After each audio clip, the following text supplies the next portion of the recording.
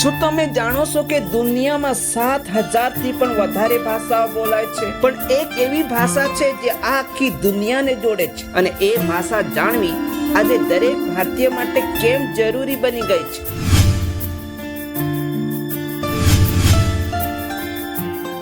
કોઈ પણ ભાષા શીખતા પહેલા ભાષાનું પાયાનું જ્ઞાન હોવું ખૂબ જ મહત્વનું છે.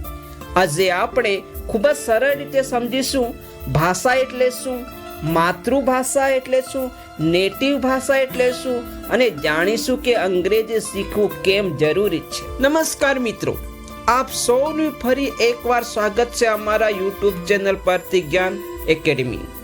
જો તમે અમારા ચેનલ પર નવા હોય તો ચેનલને સબસ્ક્રાઇબ કરી લો અને બેલ આઇકનને પ્રેસ કરી લો, જેથી અમારું દરેક વિડીયો રિયલ ટાઈમ પર તમને મળી જાય. ચલો આજનું સેશન શરૂ કરીએ. સૌથી પહેલા જોઈએ કે ભાષા એટલે શું. What is language? ભાષા એક એવું માધ્યમ છે જેના દ્વારા આપણે આપણા વિચારો, લાગણીઓ અને માહિતી બીજા લોકો સુધી પહોંચાડે છે. ફોર એક્ઝામ્પલ, જ્યારે તમે નમસ્તે કહો છો ત્યારે તમે એક ભાષાનો ઉપયોગ કરો છો. જ્યારે તમે બીજા દેશના લોકો સાથે વાતચીત કરો છો ત્યારે તમે એક ભાષાનો ઉપયોગ કરો છો. જ્યારે તમે સ્કૂલમાં અભ્યાસ કરો છો ત્યારે તમે એક ભાષાનો ઉપયોગ કરો છો. જ્યારે તમે મોબાઈલ, લેપટોપ કે કમ્પ્યુટર દ્વારા કામ કરો છો ત્યારે તમે એક ભાષાનો ઉપયોગ કરો છો.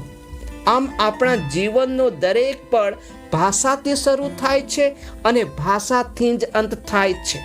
ભાષા વગર માણસ પોતાની વાત કહી શકતો નથી. આથી ભાષા આપણા જીવનનો ખૂબ જ મહત્વનો ભાગ છે.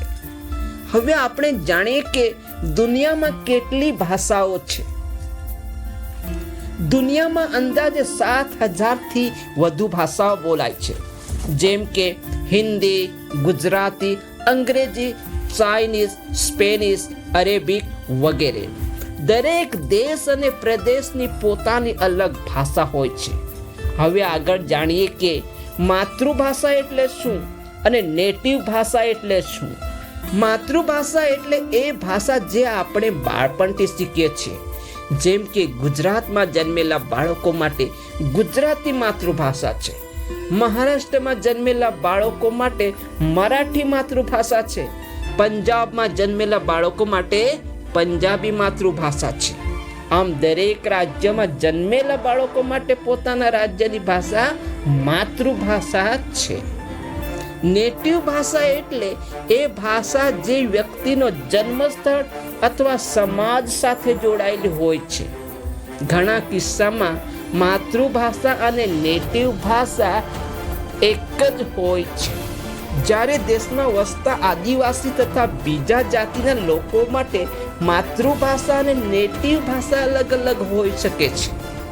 હવે જાણીએ કે આંતરરાષ્ટ્રીય ભાષા કઈ છે. દુનિયાની સૌથી વધુ ઉપયોગમાં લેવાતી ભાષા છે અંગ્રેજી. અંગ્રેજી આંતરરાષ્ટ્રીય ભાષા તરીકે ઓળખાય છે કારણ કે તે વિશ્વના ઘણા દેશોમાં ઉપયોગ થાય છે. બિઝનેસ, એજ્યુકેશન, ટેકનોલોજી, કન્વર્સેશન બધામાં અંગ્રેજીનો ઉપયોગ થાય છે.